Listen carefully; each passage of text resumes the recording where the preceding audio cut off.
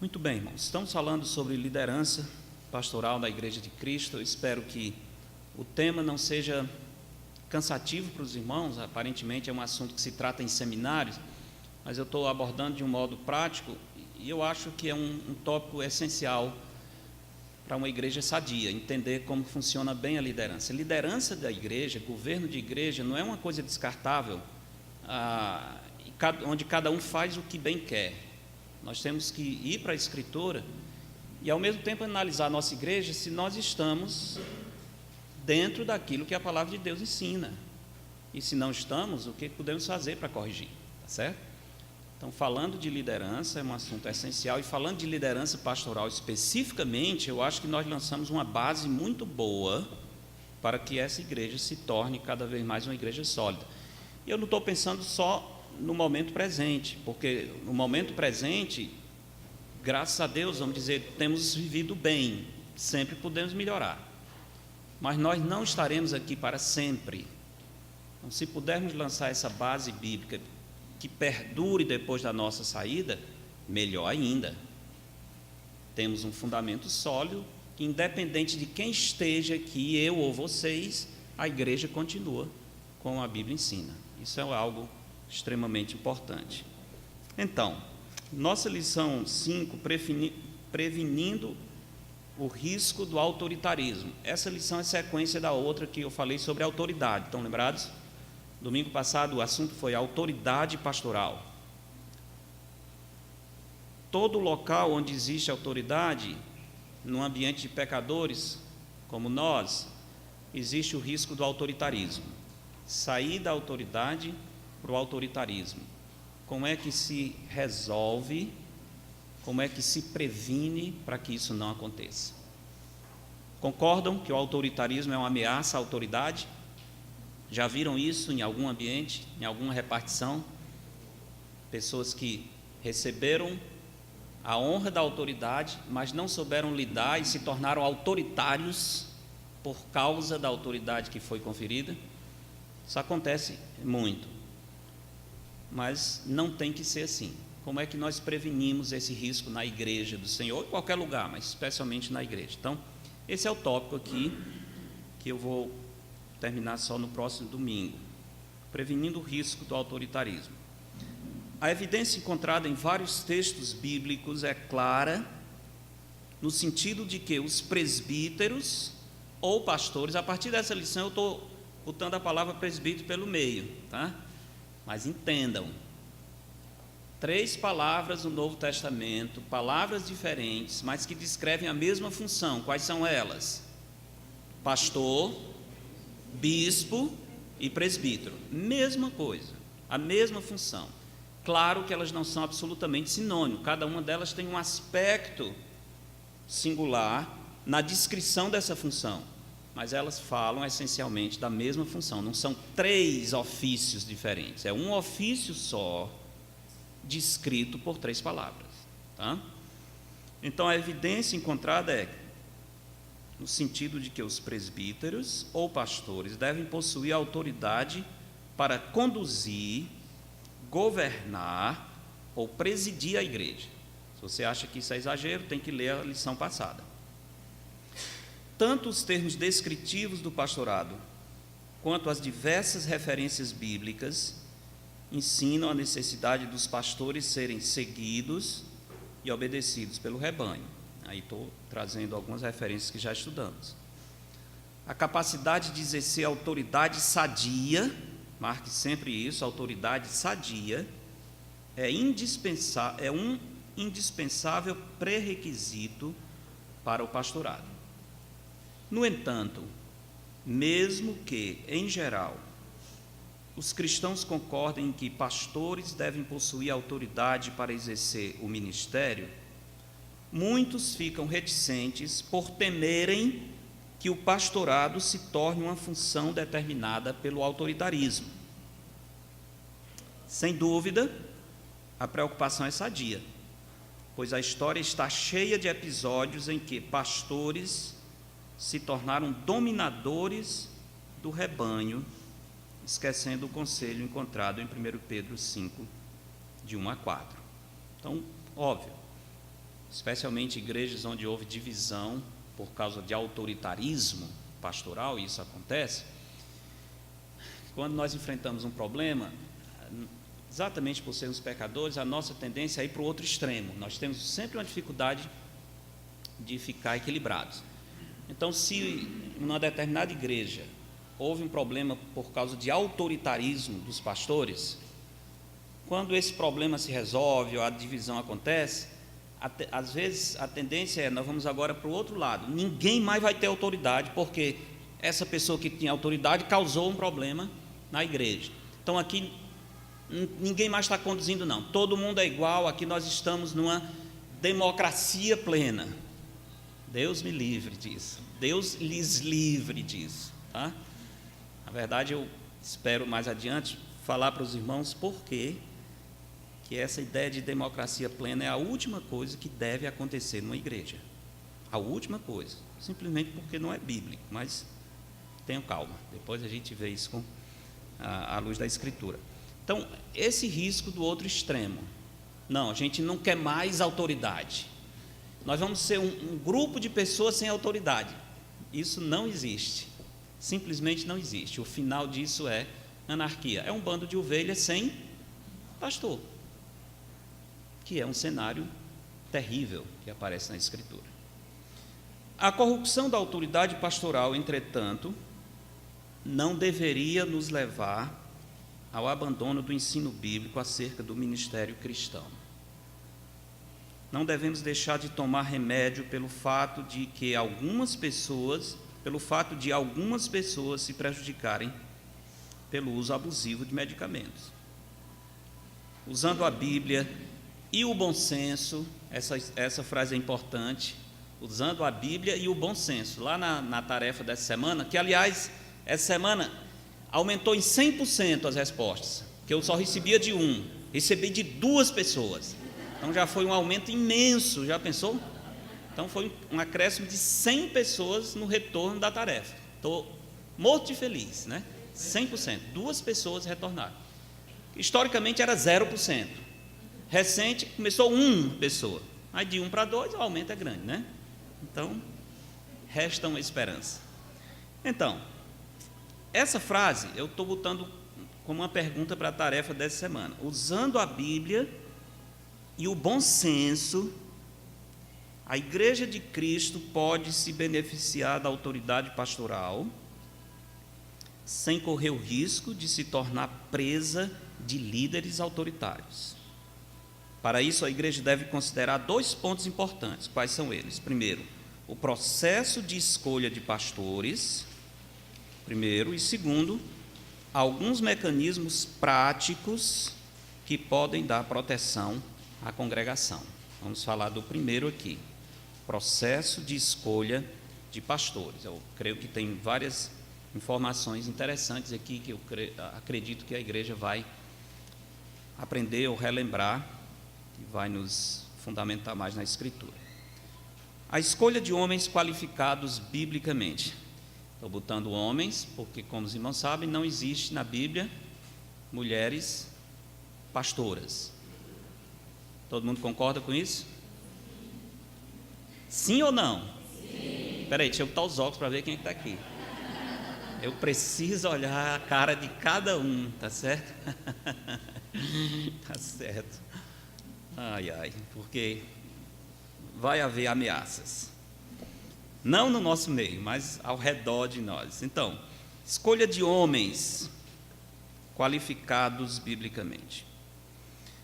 Convém lembrar desde cedo que, como bem destaca o teólogo Wayne Grudem, esse é um bom teólogo, exceto, se você for ler o Wayne Grudem, só dando logo um parênteses, exceto na questão dos dons espirituais. Então, ele não é bom nisso, eu acho, porque ele acha que existem profecias e línguas e tudo, embora ele fica todo enrolado quando tenta defender isso.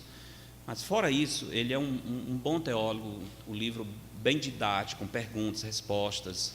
Então seria uma boa obra, Teologia Sistemática do Wayne Grudem. Se você quer ter um livro de doutrina assim, de referência, esse seria um bom, com exceção dessa parte. E a escatologia também, eu acho que ele vai numa tendência reformada, né? Na escatologia. Então pronto, tem mais uma coisa. Ixi, não vai comprar o livro não, já tem duas.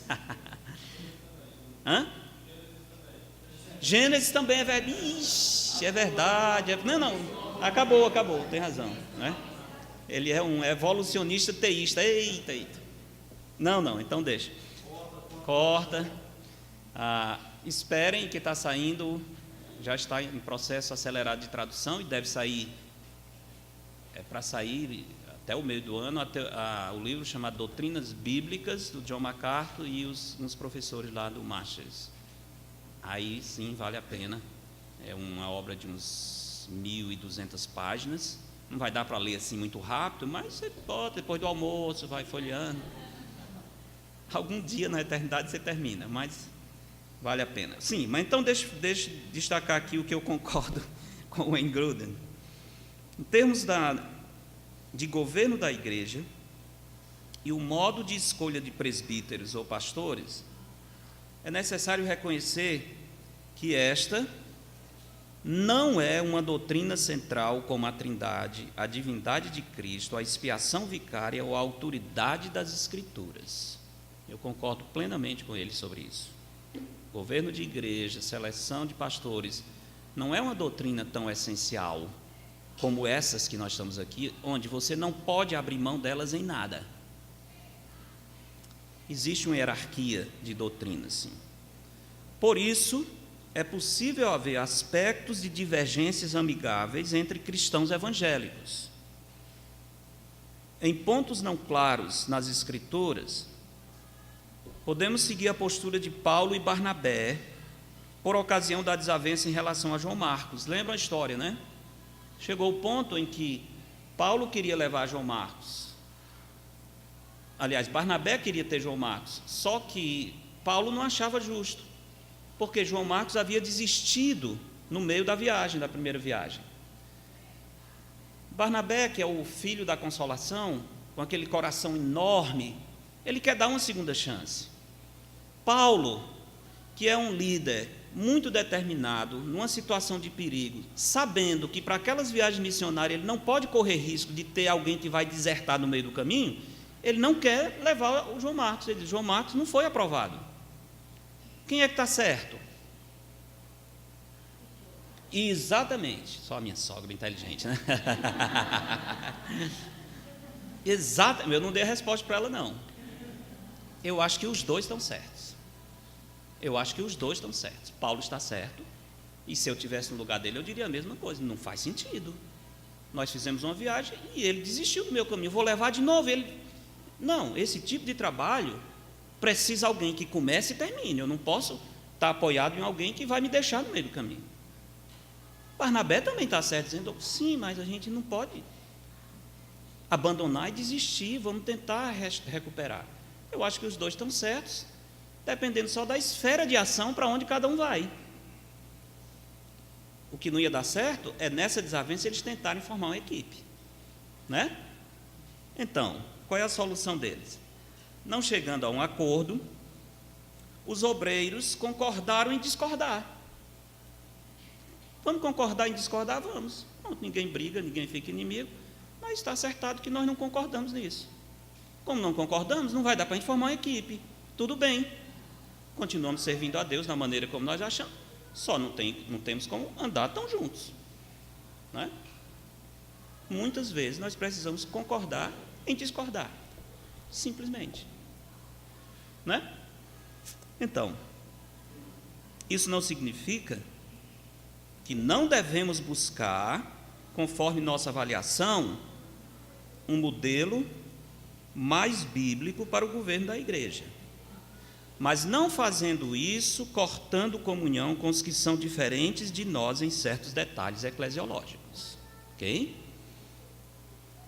Nós, claro que vamos buscar o modelo que entendemos que a Bíblia ensina, mas vamos também lembrar que, já que essa não é uma doutrina essencial, que põe em risco a fé cristã, há outras pessoas que não pensam exatamente como nós, mas não deixam de ser irmãos por isso. Vai ter aqui um espaço de concordância e comunhão em que nós podemos trabalhar juntos.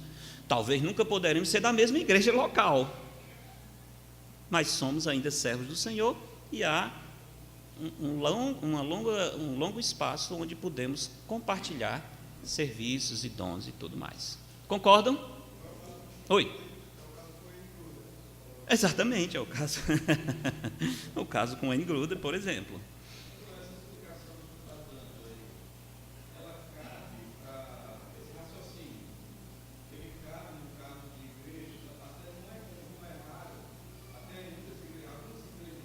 Uhum. Sim, sim, sim. Sim, sim. Sim, com certeza. Cabe perfeitamente. Eu acho que ter as três figuras, para mim, não é o modelo melhor, as três figuras. Se você separa presbítero de pastor, aí você fez uma separação que eu acho que a Bíblia não faz. Esse é um grande problema. Presbítero e pastor é exatamente igual.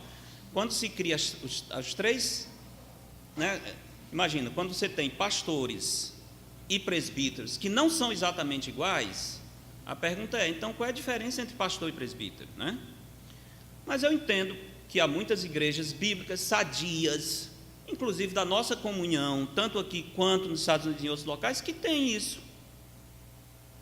E eu não vou brigar por isso, não vou dizer que eles são hereges, eu não posso ter comunhão com eles, de jeito nenhum. Eu só não iria adotar esse princípio, porque eu acho que cria uma confusão.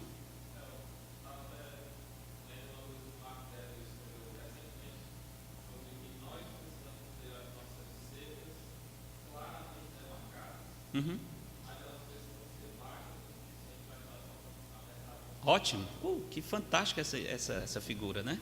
Cercas bem demarcadas, mas baixas o suficiente para você apertar a mão do irmão que não está dentro do curral, né?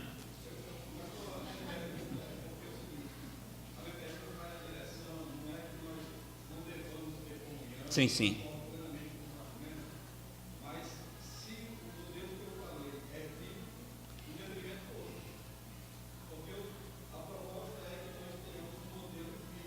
Sim. Isso. Isso. Uhum, uhum. Se o modelo dos três ofícios é o modelo bíblico, eu acho que desvia um pouquinho. Eu acho que desvia um pouquinho, sim. Eu acho que desvia. Aliás, na primeira lição da série eu dei uma nota sobre isso, a nomenclatura, falando sobre a nomenclatura. Acho que na lição 1, Jeová, posso relembrar, talvez vocês vão relembrar isso.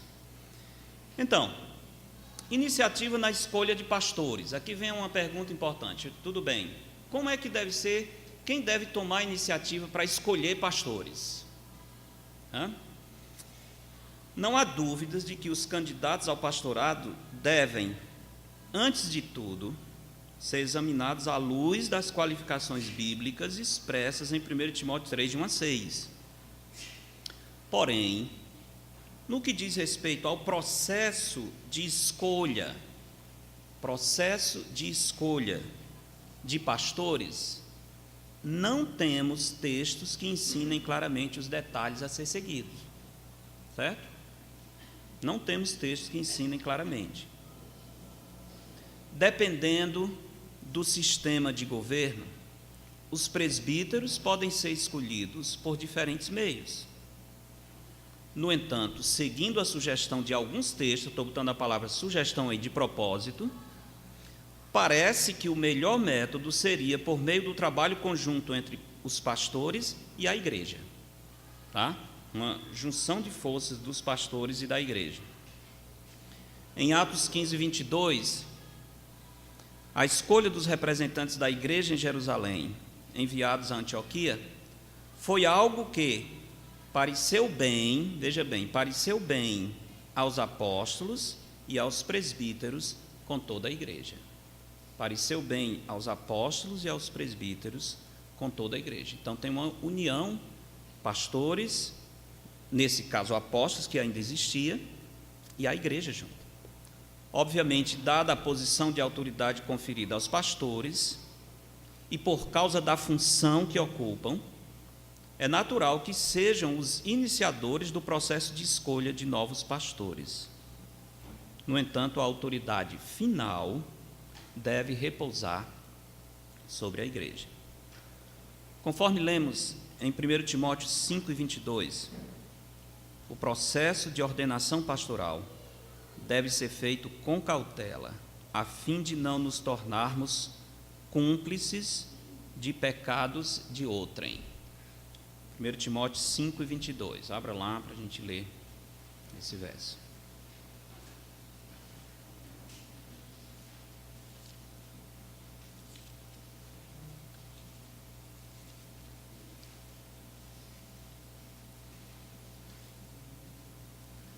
Primeiro Timóteo 5:22. A ninguém imponhas precipitadamente as mãos, não te tornes cúmplice de pecados de outrem, conserva-te a ti mesmo puro.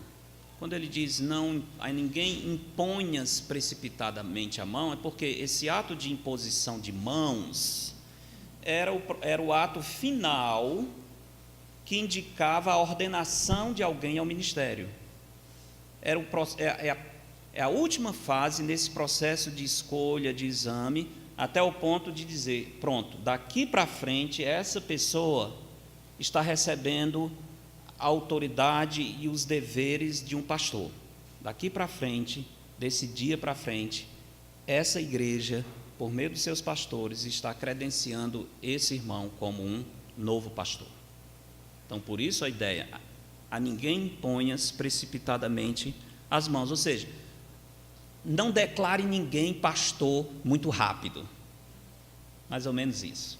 Não faça uma pessoa, um pastor, a toque de caixa, porque essa é uma posição muito séria, importante, que pode trazer grandes bênçãos, mas pode trazer grandes estragos se não for feito como a Bíblia diz, tá? Então, processo deve ser feito com cautela. Antes de conferirmos autoridade pastoral a um candidato, dando-lhe a honra de liderar o rebanho de Deus, a igreja deve usar todos os meios possíveis de testes e confirmação de chamado ao ministério pastoral. Se, como lemos em 1 Timóteo 3,10, os diáconos devem ser primeiramente experimentados antes de serem instalados no seu ofício, muito mais devem ser previamente testados os homens que assumirão a direção da igreja. Concorda? Ora, se os próprios diáconos, Paulo disse que eles precisam passar por um teste, imagine quem vai ser pastor. Esse que deve realmente passar por um período de aprovação. Devido à urgente necessidade da liderança pastoral, Paulo promoveu a ordenação rápida de presbíteros nas igrejas que ele plantou já na primeira viagem missionária. Isso é uma coisa curiosa. Vai lá em Atos 14, 23. É bem curioso isso. Atos 14, 23. Temos aqui o apóstolo Paulo promovendo essa escolha. Atos 14, só para os irmãos pegarem um pouco o contexto, lembra? Capítulo 13, se voltar um pouquinho a sua Bíblia, no título editorial da atualizada, diz assim, Barnabé e Saulo, a primeira viagem missionária. Estão vendo? Primeira viagem missionária. Eles saem lá de Antioquia, né, selecionados pelo Espírito Santo, e fazem essa viagem, que é a viagem onde João Marcos desiste no meio. Eles seguem, o capítulo 13 continua descrevendo a história, capítulo 14, quando chegamos no verso 19, que já está o relato final da história, diz assim, sobrevieram, porém, judeus de Antioquia e Icônio, e instigando as multidões e apedrejando a Paulo, arrastaram-no para fora da cidade, dando por morto. Rodeando, porém, os discípulos, levantou-se e entrou na cidade. No dia seguinte, partiu com Barnabé para Derbe. Ele foi apedrejado, quase morto, mas tem mais uma cidade que ele vai pregar. Ele não volta para casa nem depois disso. Isso é simplesmente fantástico.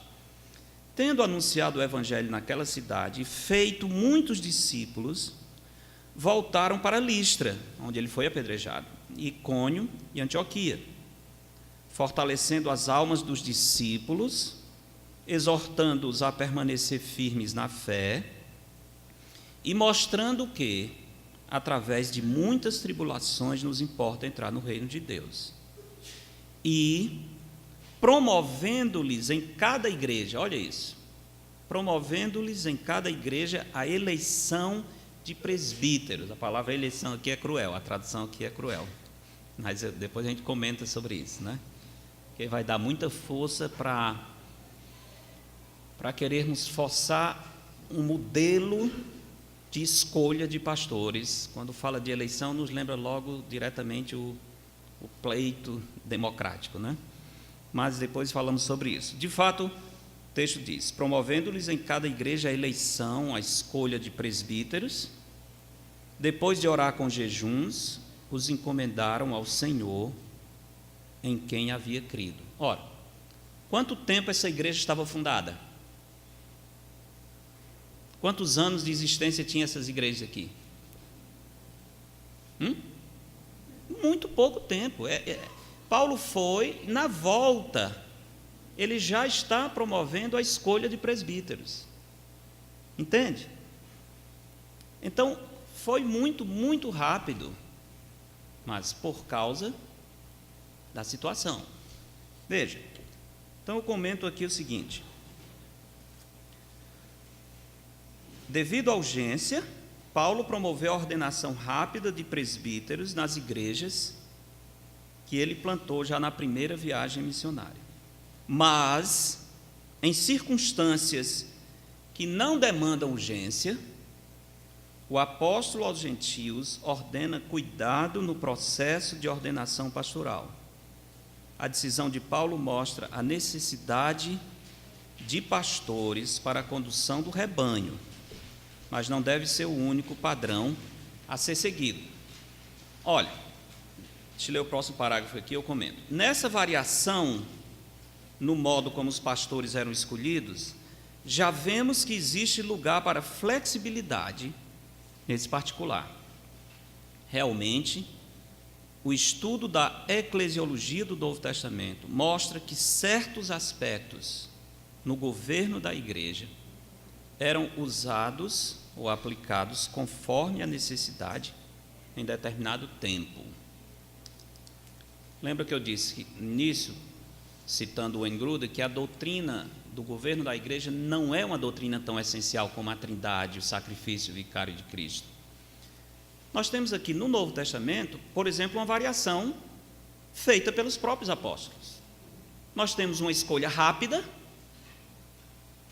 Paulo imediatamente já promove a escolha da liderança da igreja, por causa da situação específica, mas posteriormente, Paulo mesmo vai dizer: a ninguém imponhas precipitadamente as mãos. Ou seja, há circunstâncias diferentes que demandam determinadas providências. Naturalmente, depois da era apostólica e tendo toda a instrução que nós temos, cada vez menos nós vamos tomar decisões por causa da urgência. Em geral, o nosso modelo vai ser mais igrejas já estabelecidas ou igrejas que estão se estabelecendo a partir de outras igrejas. E com isso, você não precisa correr apressadamente para promover a escolha de pastores ou presbíteros. Por outro lado, é importante lembrar que essas igrejas inicialmente fundadas por Paulo, basicamente, na maioria delas, eram compostas por judeus que conheciam o Antigo Testamento, conheciam as Escrituras. Não eram pessoas novas convertidas que nunca tinham ouvido nada, depois de um mês um deles era o pastor. Não, não se trata disso. Eles já tinham conhecimento, sim, das Escrituras. O que faltava era aquela chave de compreensão para entender que Jesus de Nazaré era o Messias do Antigo Testamento. Era só essa luz. Então aí começava a fazer tudo sentido.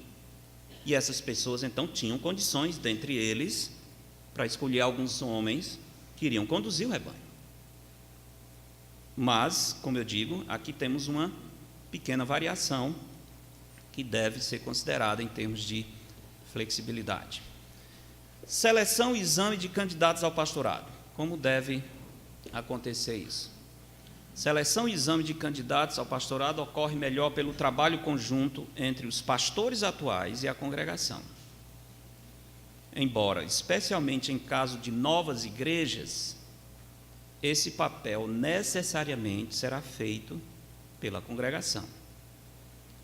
Quando consideramos o caso da igreja de Jerusalém, selecionando os diáconos que iriam cuidar das necessidades das viúvas, não temos informação sobre como se deu o processo seletivo, né? Só diz que a igreja iria escolher. Mas como é que foi isso? Foi levantando a mão? Foi fazendo uma grande assembleia onde todo mundo dava um voto? Eu duvido que foi assim. A igreja se envolveu na seleção dos homens, os apóstolos deram as qualificações, lembram? Homens fiéis, cheios do Espírito Santo e tal, todas aquelas qualificações. Escolham 7 homens nessas condições e tragam para que nós possamos instalá-los no ofício. Agora, como foi que a igreja escolheu esses 7? Nós não temos registro do processo de seleção desses 7. Então, sabemos, porém, da história de Israel no Antigo Testamento, que a nação, desde muito cedo, foi dividida em grupos pequenos, conduzidos por representantes previamente escolhidos. Lembram disso? Aconteceu já no deserto, quando Moisés sentiu o peso, e o Senhor disse: Moisés, eu vou dividir do teu espírito com 70 homens. Não é? Já ali começou essa história de dividir esse grupo maior em grupos menores, com pessoas, líderes específicos. Então, eram divididos em grupos pequenos, conduzidos por representantes previamente escolhidos. Isso facilitava a comunicação e permitia que a nação pudesse ser administrada mais facilmente em tempos de guerra, facilitando também o serviço e o deslocamento durante o tempo no deserto, por exemplo. Essa forma histórica de organização a que os judeus estavam acostumados pode facilmente ter sido usada na seleção dos diáconos, já que era uma comunidade basicamente de judeus. Tinham gentios, sim, mas vamos dizer assim, o grande percentual era de judeus. Veja esses textos aí, Atos 15, a partir do verso 6, não vou ler todo, mas só.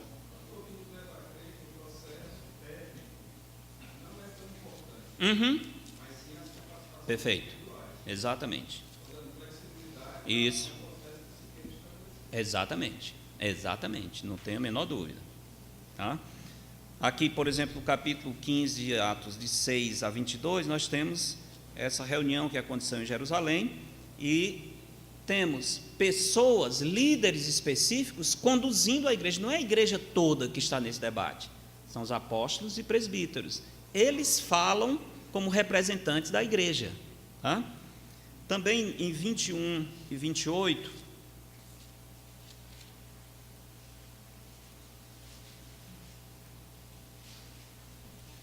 não, 21 e 18, né?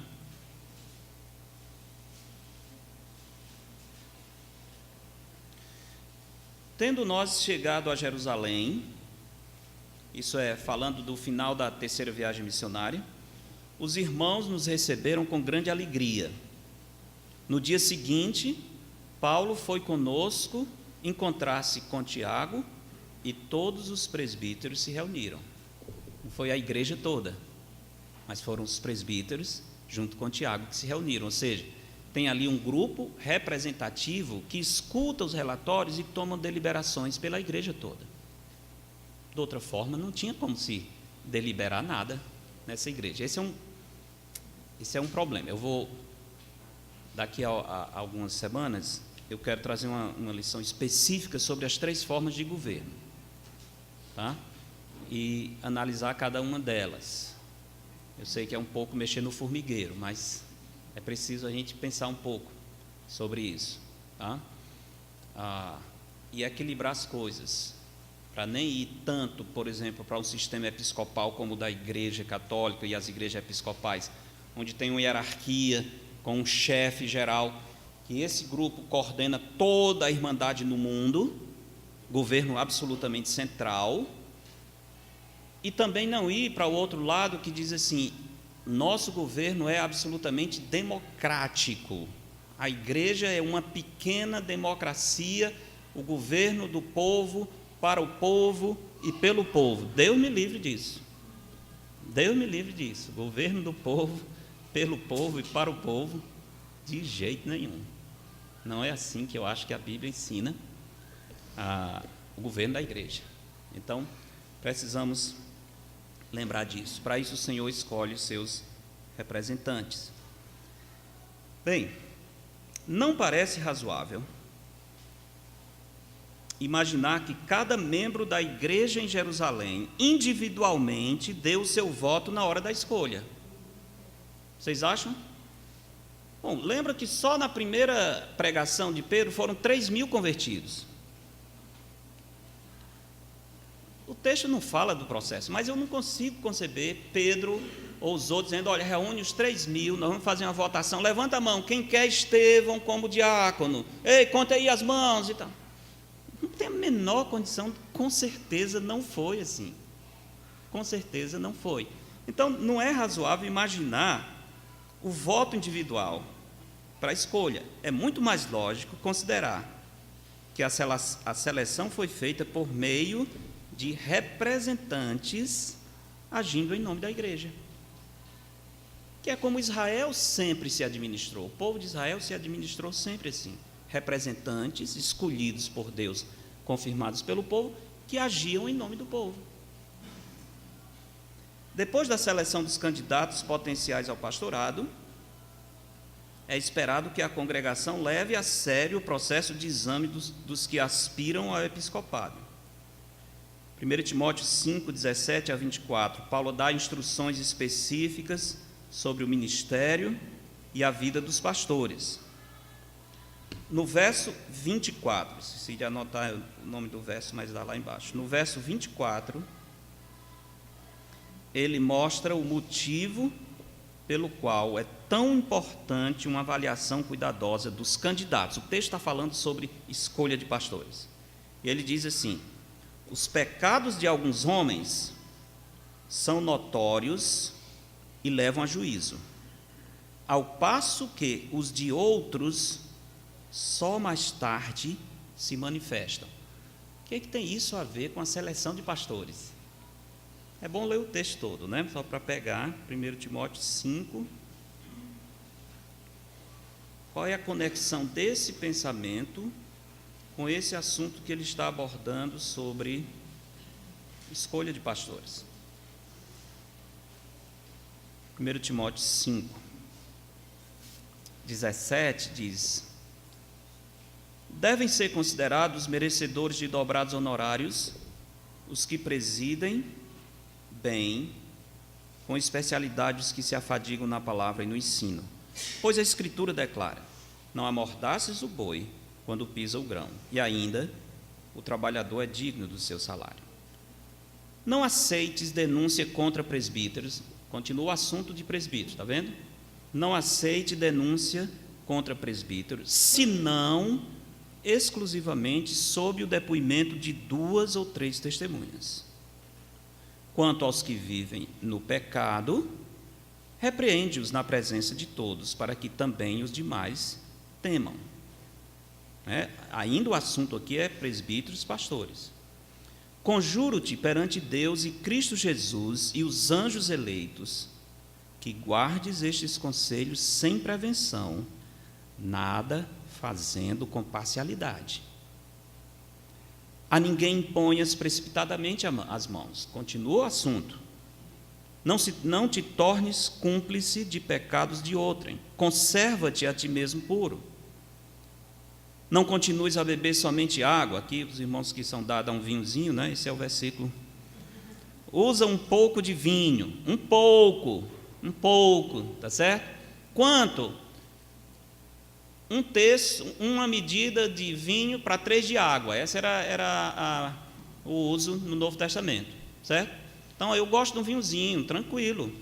Você pega uma medida de vinho e dilui em 3 de água, a mesma quantidade. Você quer uma taça? Então, você bota 4 taças, 3 de água e 1 de vinho. Não, é porque o Novo Testamento diz que é para tomar vinho. Diz assim, então pode tomar e pode meter a cara, não tem medo não, certo? Vai ser difícil ficar embriagado desse jeito, né? Vai estourar o bucho antes de ficar embriagado. Então, mas voltando, questão de Paulo orientando a Timóteo quanto à sua saúde.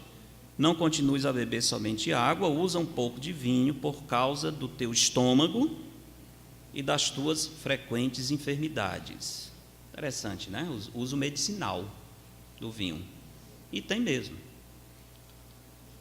Os pecados de alguns homens são notórios e levam a juízo, ao passo que os de outros só mais tarde se manifestam. Eu acho que Paulo está dizendo você vai escolher pastores? Lembre-se que nem todos os pecados aparecem rapidamente. Há pecados que vão estar ocultos ali e vão precisar de tempo até se manifestarem. Não imponham precipitadamente as mãos. Dê bastante tempo. Para quê? Se há esse tipo de pecado escondido que leva tempo para se manifestar, que ele se manifeste antes da ordenação pastoral. Essa é a ideia. Acho que essa é a conexão desse versículo com o contexto. Tá certo? Que o assunto é exatamente escolha de pastores. Em nossos dias, aqui um parêntese importante. Em nossos dias, um aspecto que dificulta essa observação longa assim, dos candidatos é o fato dos pastores, via de regra, receberem todo o seu preparo ministerial em escolas teológicas. Estou falando mal de escolas teológicas, deixa eu continuar para você compreender aqui. Embora a existência de escolas preparatórias de candidatos ao pastorado seja um instrumento importante e, em geral, não 100%, mas em geral, necessário, instintivamente se criou a ideia de que o formado em um seminário já pode ser um pastor. Não é verdade? Não existe essa ideia? Ele está fazendo seminário, quando terminou ele é pastor. Não, senhor. Não é pastor. De jeito nenhum. Seminário não forma pastores. Lembre disso. De jeito nenhum. Ele recebeu instrumentos que alguém que vai ser pastor vai utilizar e são instrumentos ótimos. Mas não é o seminário que forma pastor. Na nossa cabeça terminou o curso de teologia, pronto, pastor fulano de tal. Biblicamente não. Biblicamente não. Certamente, esse não é um pensamento bíblico. A instituição ideal e autorizada a formar pastores é a igreja local. Os seminários fornecem ferramentas extremamente úteis aos que desejam pastorado, mas o credenciamento para o ministério pastoral deve ser dado pela igreja. O cenário ideal é quando a própria igreja é capaz de treinar os futuros pastores, aproveitando as escolas teológicas, quando necessário, para suprir os conteúdos acadêmicos especializados. Mas que os pastores sejam formados na própria igreja. Esse é o cenário ideal. Infelizmente, nem sempre funciona, nem sempre a gente consegue. A igreja precisa trazer um pastor de outra cidade, convida, às vezes vai no seminário, saber quem está terminando e tal, e há esse deslocamento. Mas estou dizendo que o cenário ideal é quando os pastores nascem da própria igreja. São da própria igreja, vão crescendo, vão sendo treinados, são ordenados e continuam o pastorado. Esse é o melhor cenário, por várias razões. Não é assim como o melhor missionário é o nativo do país, o melhor pastor é o nativo da própria igreja. Não é não? Não tem choque cultural, não tem que saber quem é quem, já tem uma história, não é? Se ele chegou à posição de pastorado ao longo de uma história de vida observada, já tem o respeito da igreja, ou do contrário, a igreja não teria colocado nessa posição. Tem uma série de vantagens que alguém que vem de fora não vai ter que passar por várias etapas até chegar lá. Concorda? Não estou dizendo que é errado, que é pecado, que é contrário à Escritura, a gente trazer pessoas de fora ou formados no seminário para receberem a ordenação pastoral. Não estou dizendo isso. Estou dizendo que o ideal é quando a própria igreja gera os seus pastores, quando eles nascem da congregação. Acima de tudo, os pastores e a congregação devem examinar o caráter do candidato à luz das qualificações bíblicas. Dentro do possível, toda a congregação deveria se envolver nesse exame. Se apenas uma pessoa tiver uma objeção bíblica, note bem, objeção bíblica. Não, eu não acho que fulano deve ser pastor não, porque ele tem um bigode, eu não gosto do bigode dele. Tem nada a ver com bigode. Nada a ver. Não gosto não, o nariz é muito grande. Tem nada a ver com isso. Objeção bíblica. Não é porque eu tenho as minhas preferências. Preferências não contam. Objeção bíblica, que você abre a Bíblia e diz, por causa disso aqui, eu acho que esse irmão não devia ser ordenado ao ministério. É assim que se faz o exame das Escrituras, não por preferências pessoais. Então, se apenas uma pessoa tiver uma objeção bíblica que impeça, singular, o candidato, o processo de seleção deve ser suspenso. Mas a questão deve ser relativa às qualificações bíblicas, não a preferências pessoais. A escolha de um pastor deve ser um teste. Ixi, não deve, faltou não, Não deve ser um teste de popularidade, nem funciona como um pleito eleitoral. O que deve contar é o que a Bíblia ensina. Seguindo por esse caminho, podemos dizer que a igreja está sendo governada pela palavra de Deus. A liderança e a igreja apenas tomam as precauções para que as diretrizes da palavra sejam implementadas. Mas é a instrução da palavra que está governando o processo. No processo de seleção e exame, o candidato deve ser inquirido acerca da sua integridade moral, interesse no ministério. Não faz sentido levar alguém à posição do pastorado que a pessoa não tem interesse. Não, nunca pensei. Não, você não pensou não, mas pense agora, você vai ser um pastor. É assim, Paulo diz, se alguém aspira ao episcopado, tem que ter um desejo, né? Não é um negócio que você empurra no coração e diz, tá bom, acho que isso não tem futuro não, mas tá bom, me faça um pastor, eu vou ser um pastor. Não é assim, tem que haver um desejo sim, no coração. Então você vai inquirir sobre esse interesse, os dons, vida familiar e as posições doutrinárias. Devemos lembrar que uma das qualificações para o pastorado é a aptidão, tanto para exortar pelo reto ensino, como para convencer os que o contradizem. Isso é importante.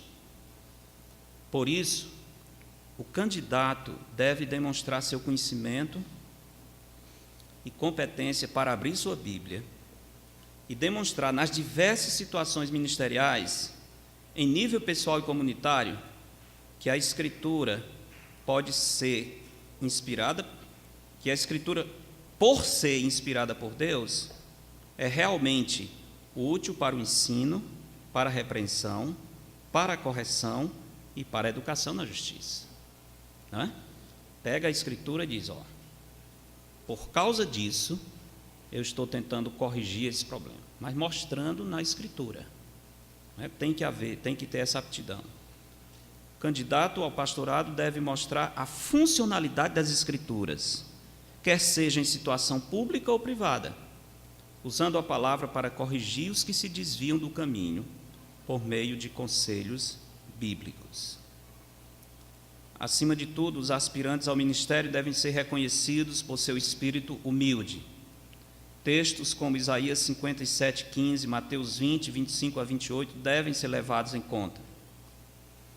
A justa proeminência que resulta do ministério pode ser um atrativo errado para os que desejam exercer primazia na igreja.